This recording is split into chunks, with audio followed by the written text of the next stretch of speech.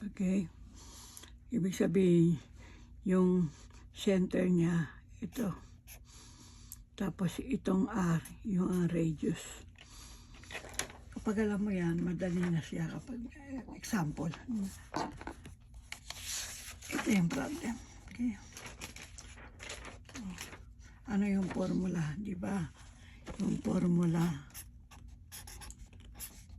square plus y minus k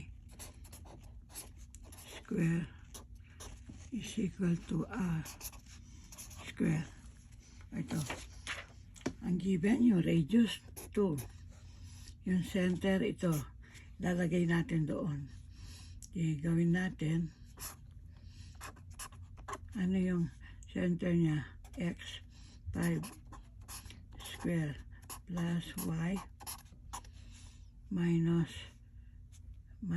4 square. Tapos yung radius 2 square. Diba? Kaya gawin muna natin ito. Plus y plus 4 square. Okay. Plus 4. Okay. O, tapos isolve natin to. X squared minus 10x plus 25 plus y squared plus 8y plus 16 is equal to 4. Okay.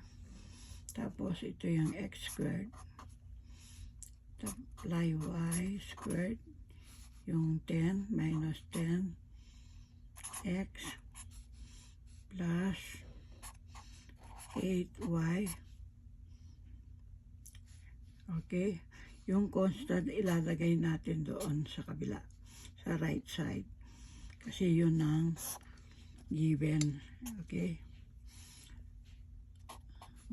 4 minus 25 minus 16. Okay, tapos to copy natin.